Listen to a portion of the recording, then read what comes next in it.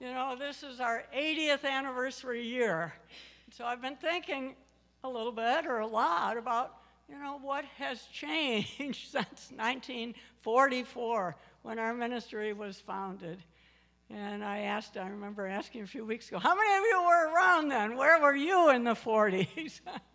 And you were here. Mikey was here. Yay! And I remember Elaine said she was living in Connecticut.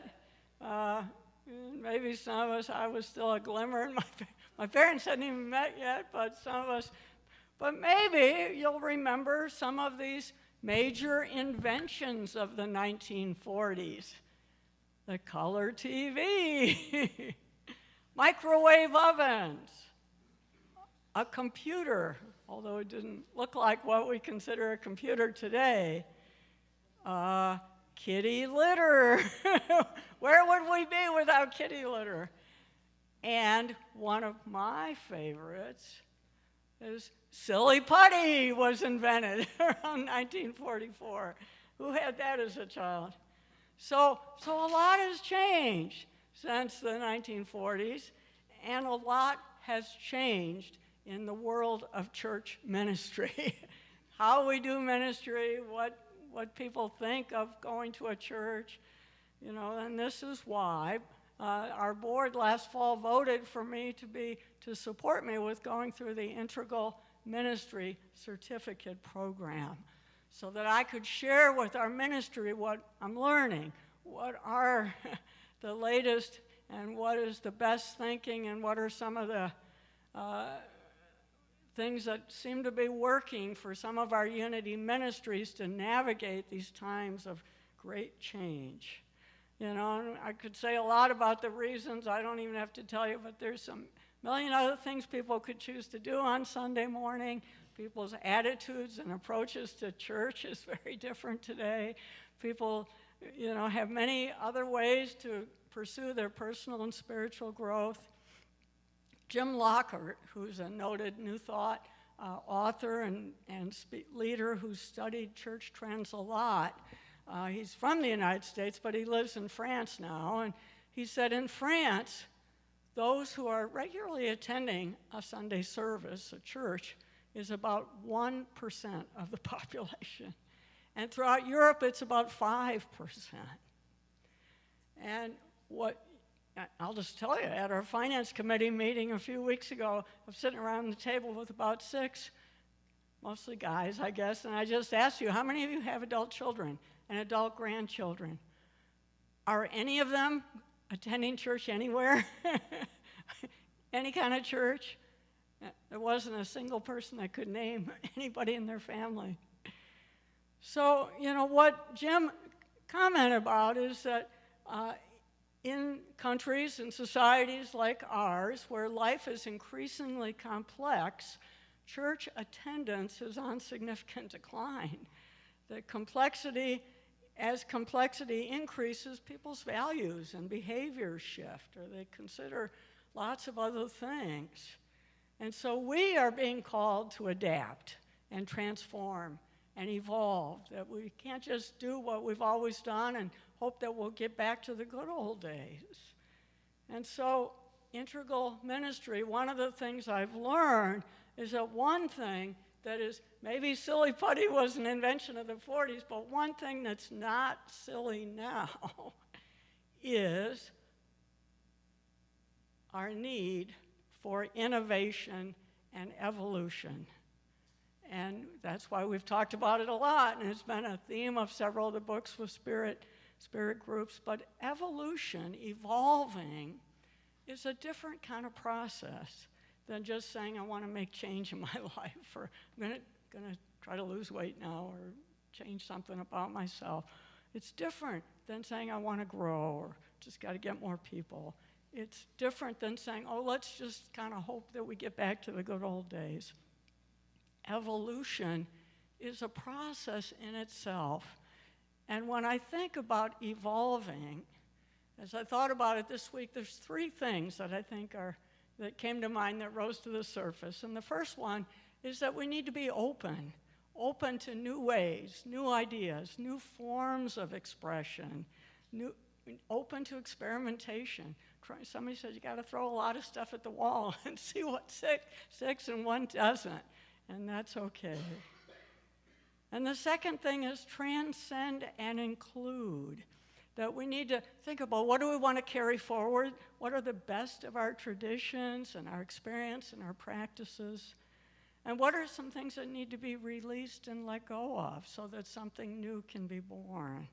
We need to look at hospicing some old stuff and midwifing what's new that's wanting to emerge. And the third thing I thought about is we need to just be okay with not knowing exactly where we're going or how it's going to turn out. That's the nature of evolution, is learning to kind of sense and respond, and to walk, as our daily word says a little bit, with some trust and faith and affirming divine order, and say, we don't know exactly what the next evolution of church ministry is going to look like, but to know that we walk forward with that. And I've thought about one really great example of it right now is going to be happening this week and next week here at our church. That, as you know, we don't have right now a traditional Sunday school program we don't have a place for kids on Sunday, other than here. They belong right here in our sanctuary. But if we have the shared value that we want to make a difference, we want to contribute to the lives of young people in our community, maybe there's some other ways we can be doing that. And an opportunity came to us over the last few months. Starting tomorrow, for the next 2 weeks, we're going to be hosting Camp Peace Sprints. There's going to be about 25 kids from 8 to 13 years old running all over hopefully not running all over the building, supervised downstairs and upstairs and on our Peace Park. And it's sponsored by the Western New York Peace Center, but we're hosting it. And I'm going to be part of the opening circle tomorrow. Tomorrow afternoon from 1 to 2:30, I'm going to present a little workshop on water and spirituality. If anybody wants to come and help me, you're welcome to, or pray for me to come up. But, I thought when we have the intention that it's a value for us to want to make a positive difference in the lives of young people in our community, maybe it can maybe some new opportunities, new forms of expression can show up that it doesn't have to look like it's always looked like in the past. So that's, to me, kind of an example of innovation. So integral ministry, and I've shared this before, it's about wake up, grow up, show up. Tell me more, okay. Oh, good, thanks, Christy. And what's a little bit innovative about this approach is the emphasis on grow up and clean up. That we all have stuff we have to clear, be willing to look at what's been holding us back, what are our patterns, what's our shadow stuff. And integral ministry is an approach that includes, it's a holistic approach. It's looking at our ministry as a living system that is always evolving and growing and seeking a new expression.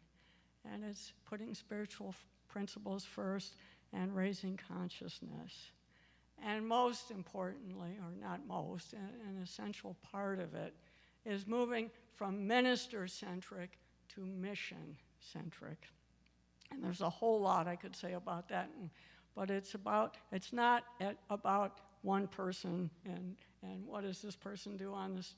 It's, we took a workshop one time, moving from the sage on the stage to the guide on the side, that we are here to be coaches and guides for each other as a community to fulfill our mission and purpose.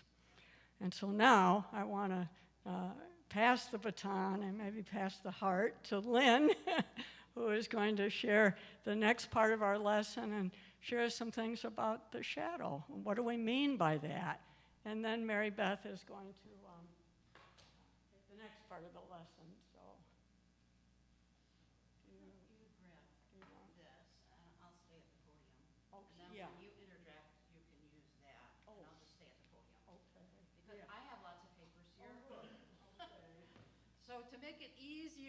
make it easier for me. Make sure you speak right in there. Yeah, to make it easier for me, because sometimes it is all about me. Sometimes it is. Sometimes, I admit it, sometimes it is all about me. And I have so many pieces of paper here because I love this stuff. This is one of my passions. Back in 2010, when we participated in the Transformation Experience, and they had this role called the Art and Practice Ambassador, I said, me, that's me.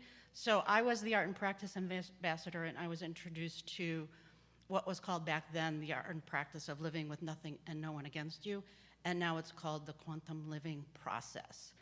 And a big part of that is coming up with your cue card, your shadow card, and your cue card. So I'm going to talk a little bit about the shadow. The shadow can be something that it takes time to understand, and it really is important. I wouldn't worry too much about understanding it completely, just understand a basic concept. So the shadow concept has its roots in the work of Sigmund Freud and later developed and enhanced by Carl Jung. And in 1912, Jung used the term shadow side of the psyche to determine the hidden side of the psyche. So where does it come from? In early childhood, we had parents or caregivers who were not able to immediately address our needs. Say we were hungry, we started to cry, our caregiver, mother, father, whoever was there, was busy and didn't attend to us immediately. So we developed this concept in our mind because our conscious brain didn't come online until about 7. So we created these beliefs about how the world worked and how everything was going to work. And we internalized these beliefs into ourselves, and this became our shadow. So we might hear things in our minds saying, I'm not lovable. I was hungry, my parents didn't feed me, they don't love me. Or I fell down, I got hurt, they didn't immediately attend to me, I'm not safe. So everyone has a shadow. Everyone in the world, even Jesus, had a shadow. And that shadow is not good or bad, it just is. So we want to recognize it. So you can go to the next slide. And these slides, Christy did an amazing job creating these slides based on a conversation the three of us had. So it really encompasses parts of us that we are not aware of, because anything that happened before the age of 7 is in our subconscious, and it goes right into our subconscious without a filter. So it becomes part of our beliefs. So what we want to do is to just notice when we have those feelings of discomfort and bring it into our consciousness so that we can respond differently. And that's where the cue card comes in. The church's cue card is our core values. So when you feel yourself being uncomfortable, triggered or something like that, you want to just recognize it and then go to your cue card as soon as possible. For example, this week I was in a meeting and somebody else was talking, and I noticed that I was getting frustrated. And I stopped and I noticed it, and it's like, oh yeah, I'm being impatient. That's on my shadow card. So I flipped my card. This is in front of my computer all day long. And I work from home, so I'm on my computer. This is in front of me all day long on my cue card side. So I felt impatient, and it's like, how can I respond differently instead of getting annoyed, snappy, inconsiderate? Other ways you might respond when you're impatient. How do you respond when you're impatient? So we want to respond differently. So I flipped over, I looked at my cue card, it's like, oh, strong, loving, compassionate. So I responded differently in the moment. And that's really what recognizing the shadow is all about, so that you can make a conscious decision to respond consciously instead of reacting. We can go to the next slide. So it is uncomfortable, and it is something that is important to address. So it is where the transformation happens. Can you imagine a world where everybody responded from those positive qualities instead of from those buried negative beliefs, those shadow beliefs? What would the world be like if everybody consciously decided how to respond instead of just reacting? So you can go to the next slide. You want to be comfortable in the discomfort. And it's interesting, I don't know if this ever happens to you, but anytime I am creating, like when I'm writing my blogs or I'm writing the script for my lives, something comes up that reinforces it. So this week on Facebook, Jane Simmons, and it's Jerry and Jane Simmons and Rima Benario who did this foundational work in unity. She posted this on Facebook this week. It takes a tremendous amount of emotional and spiritual maturity to witness in full force the collective shadow of humanity and keep an open heart. So we want to keep an open heart even when we see that shadow out there in full force. So it is about being comfortable. You want to be comfortable in the discomfort long enough to change your response from a reaction to a conscious action. You can go to the next slide. So we participated, there were 17 people that participated in the church Genogram. And the church Genogram is over here. I invite you to take a look at it. We could probably take a picture and post it online for the people that are online. Mm-hmm. So it's really important. One of the big things to notice is that what happened is everybody came together, and if you were in a certain era, you would talk about what it was like for you, the positives and any negatives. And if you look over there, those first columns, look at how much stuff is over there. We have such a rich history of this church doing good, being here for people, and we have a rich history of wonderful, magnificent leaders. We have two of them right here. And it is just know that this is our history. That last column there, though, that is unresolved issues. And that's where the shadow comes in. So what we did, Reverend Mary Beth and I got together and we took those unresolved issues and we converted it into a shadow. I feel like being Vanna. I feel like That's right. the idea is it shows the eras, the periods of different ministerial tenure. And Mary, let's get you the oh yeah.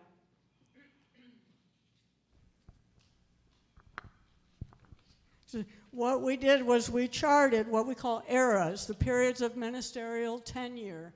And we could only talk about an era if you were actually there in person, if you experienced it. You couldn't share hearsay or, oh, I heard a story about something. It could only be if you were here. And we were really blessed to have Reverend Allura, who could go back to the 1977-78 and remember the last 3 or 4 years when Reverend Lillian Matthews, as our founding minister, was here. And then Reverend Allura was our senior minister for 20 years, from 1980 to 2000. And then we had a period for a couple of years of transition where we had various people, and it was a little rocky in some ways. And then I started in 2002. And we charted, we just asked people, well, what's your memory about the attendance range? And then what do you remember about accomplishments, the things we're really proud of?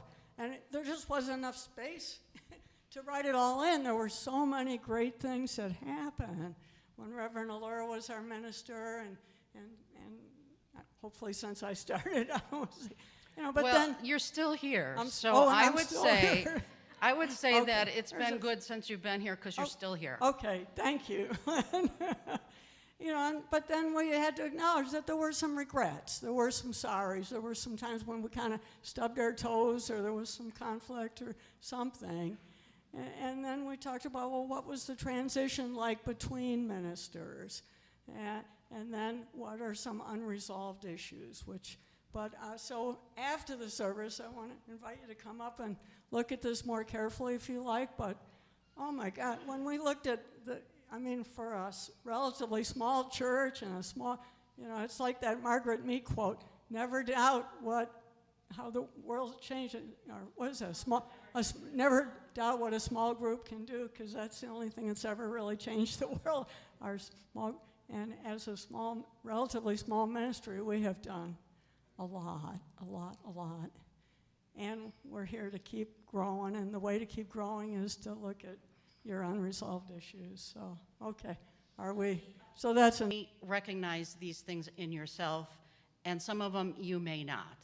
Because what happens is everybody has a shadow. When you come into community, you bring that shadow with you, and the community might take on some of your shadow as you interact and as you participate. So that's how the church shadow came about, is a collective group of people came together and reacted from their shadow instead of responding consciously, and that just created the shadow. And the more certain things happened, it got reinforced as the shadow for the church. ready to go to the next one? So we're just going to tag team this one. I'm sure everybody, well, not everybody. There are some people that really love conflict. So depending on who you are, some people, like conflict avoidance was always the way I avoided as a way of handling conflict. Does anybody have anything? So these are some examples of how it might show up. Not willing to be present to the discomfort, trying to prevent disagreements, harmony seeking at the expense of shutting down a disagreement. Anybody have those? Some people probably do. And like I said, some of these will resonate with you and others will not. And that's all part of the process. The church has all of these people that come together, and as things get reinforced, it collectively creates this shadow. Who would like to go next? Good morning. Whoops, am I on? Mm-hmm. Okay. And just a reminder, the reason we're doing this, I had to keep reminding myself, why are we doing this again? So I'm just going to share my perspective on why we're doing this, that Genogram that we created, again, allowing us to acknowledge all our accomplishments, and at the same time, because this idea of being part of an integral ministry where we're not relying on one person, where we're moving towards being mission-centric, we have to wake up and grow up and clean up. And to me, part of that is being able to recognize and, I don't know if claim is exactly the right word, but accept who we are. Like recognize that we're not perfect angels all the time. I mean, I am most of the time, but not really. So that's why we're doing this. We want to own who we are, because if we're going to wake up and grow up, we have to claim who we are. We have to be honest with each other if we want to move forward and evolve. Yeah, that includes all of us, and our shadow is part of us. So the second one is not being transparent, not being open and clear, being guarded, like only wanting to show you my good side, not wanting to show you who I really am, or who we really all are. So again, these are things that we distilled from the Genogram when we looked back at where were the disappointments, where did we fall short of being who we want to be, who we came here to be, being on the Q side, the quantum side, the side which has the qualities. When we recognize someone that we admire or appreciate, the qualities Reverend Mary has to make us laugh, the qualities Reverend Mary has to share a message that's meaningful. When we recognize those qualities, we have those in us, and that's part of the Q card. But we have two sides to us, and the shadow side is this other side. And so in order to be whole and present and grow up, we need to recognize that. So the second one was this being guarded, not wanting to just show the good side, not wanting to have that, avoiding the conflict, like wanting this to be the happy place. Come here to be happy. Come here to be supported and loved. And we certainly want that. But we fall short. We don't always meet everyone's needs. Yeah. And so we try to cover up when we don't meet everybody's needs. Well, here's the reason why we didn't meet your needs. But what about how good we are? So, yeah. Do you want to do this one? I could, yeah. I got some of this. Unskillful communication. That reacting without or before truly understanding. Somebody comes to me saying, immediately getting defensive rather than saying, tell me more, help me understand where you're coming from. Or selective listening or misinterpreting, that you only hear what you want to hear, or misunderstanding and projecting a little bit. So there have been times, I will claim it, but times in the history of our ministry when, we kind of, as a group, we talked about, well, what's the best way to talk, where our communications were not what we would hope it to be. And this was the best way that we could think about it, was unskillful communication. And it just means that we're human, that we're learning that, the next time someone's upset, I want to try to be a little more skillful in remembering to listen before I step back. But we felt like this, we got to claim this a little bit, that this has been part of our collective experience. Yeah, and this reminds me, this just occurred to me as Mary was talking, that there's a line in the Course in Miracles that says everything is either an expression of love or a call for love, no matter how unskilled. And it's that unskilled part that really helps me be compassionate with other people. What if, when that person that said something to you that you thought was inconsiderate, unloving, or what if they're just unskilled at their communication, and it really changes how you view that other person and what was said? And another example of this is when we, instead of listening, when we plan what we're going to say in response, when we try to defend, instead of listening to what the person is really saying, we automatically, as Mary said, we go on the defensive, and then we start planning what we're going to say, and then we stop listening. And we know from some of the classes that we've taken here, including some nonviolent communication courses, and that the class we did last fall. Yeah, conscious communication, or crucial conversations. Crucial conversations. So So- we want to practice, exactly, when someone's sharing something, especially if it's difficult to hear, or difficult to receive, or difficult for them to share, that we want to be present to listening to what they're sharing, what happened, the feeling, and what was the unmet need, that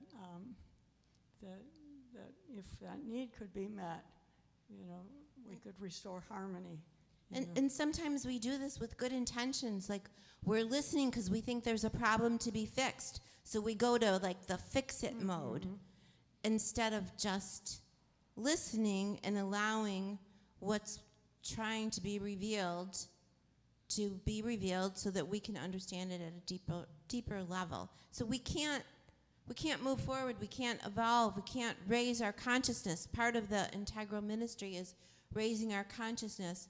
We can't get there if we're unaware, of these things that our shadow card has just is helping us identify and get comfortable with this, that we have these sides to us. And then this one, I think, is especially important these days with cell phones and Zoom. I know myself very often when I'm on a meeting and I'm on Zoom, because people can't really see all of me. They see my face. They don't know that I'm checking my email, I'm checking Facebook, I'm doing this, I'm doing that. And then all of a sudden, I hear a few words that somebody said. It's like, what did I miss? I missed that. So distraction, this day and age, is the kingdom of distraction.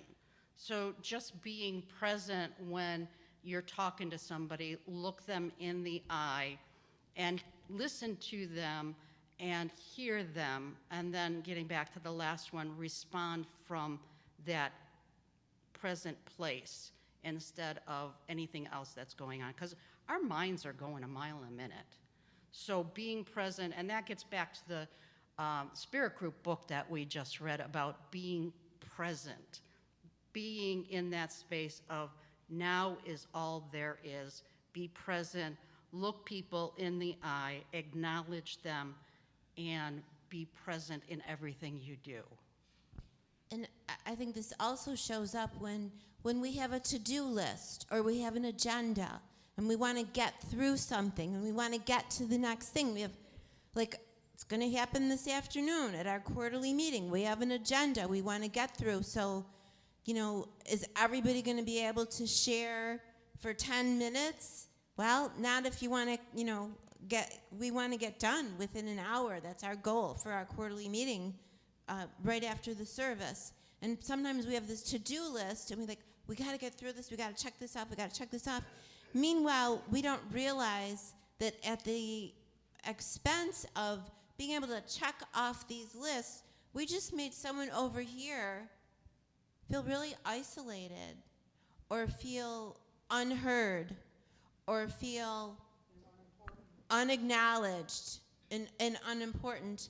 And it's a battle, right? I know I do it. I think it's probably something that is really hard to change, but you certainly can't change it if you're not aware of it.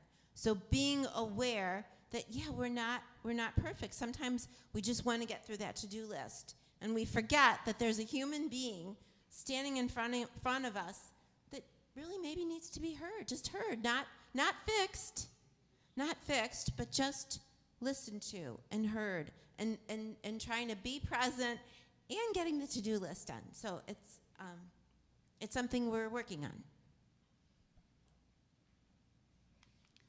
So then this is the last one, and this is something that happens in New Thought Ministries all the time. If we think about our core value, one power, one presence, living as a universe and as me, we could very often sidestep the issues by promoting that.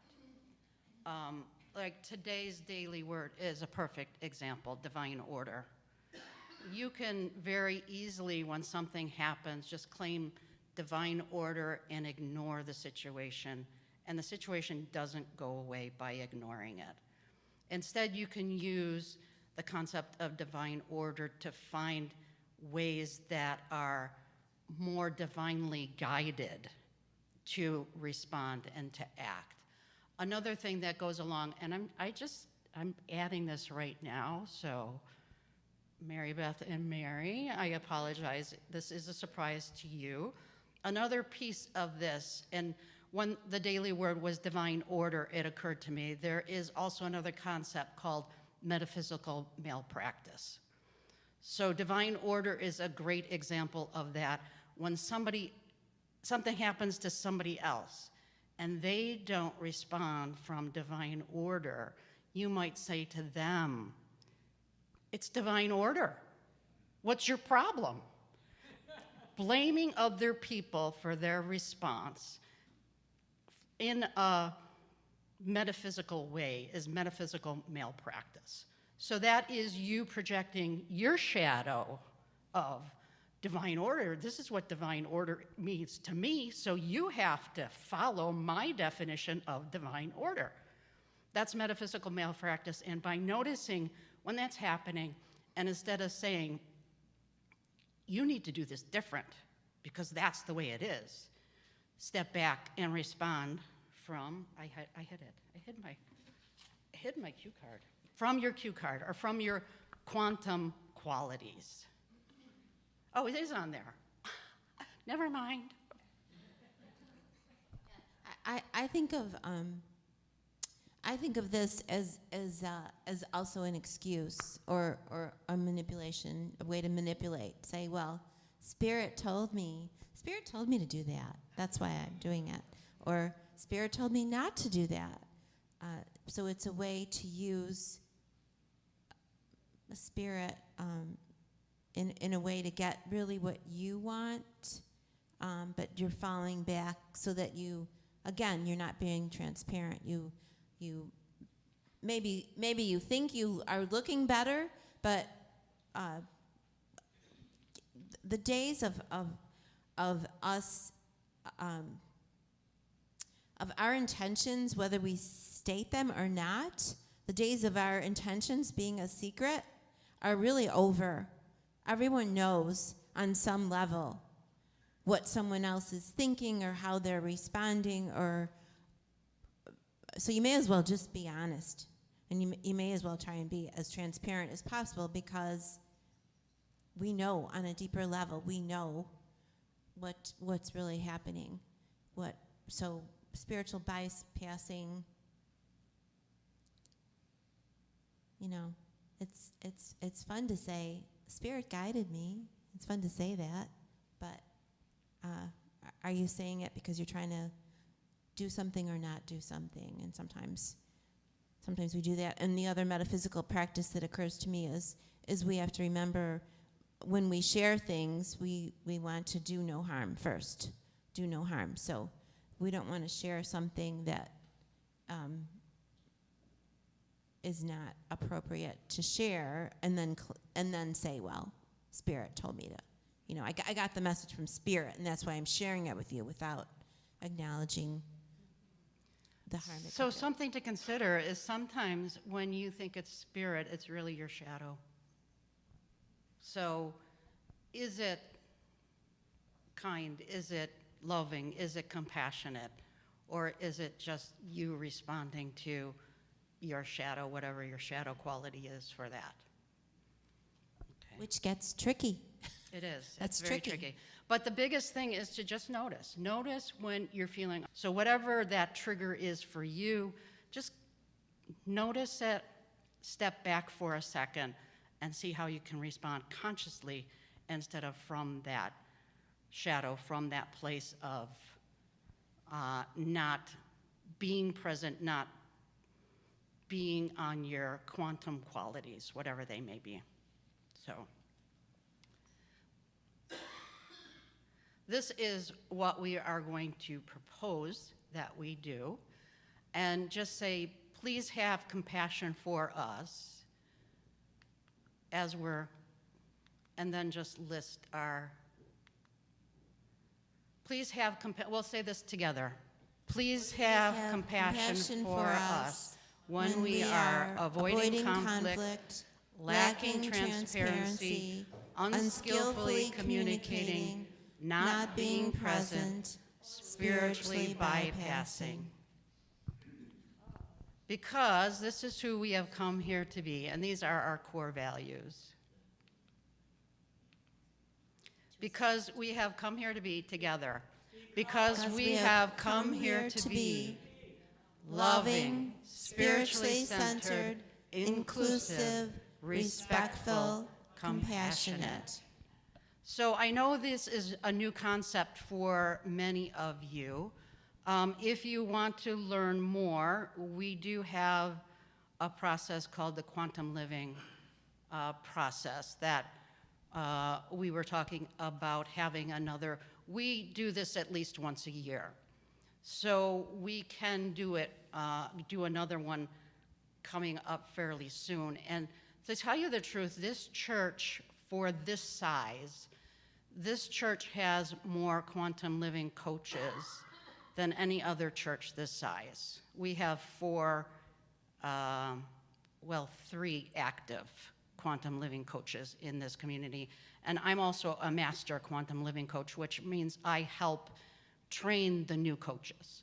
So we have this rich history also of being in the study of being who we have come here to be, the quantum living process. So that's another thing that came out of this process, is to schedule another quantum living class for anybody that would like to learn more about this, learn about your shadow card, your cue card, and how to shift to more easily go from reacting from your shadow to responding consciously from your cue.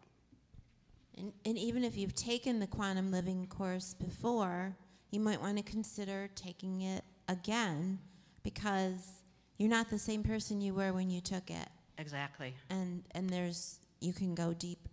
It's kind of endless, probably, how deep you can go and how Yeah, more you can. and Jane Simmons, every time Jane Simmons is on any call at all, she says, this happened this week, so I did a sheet on it. The sheet is the quantum living process. So she created this, helped create this.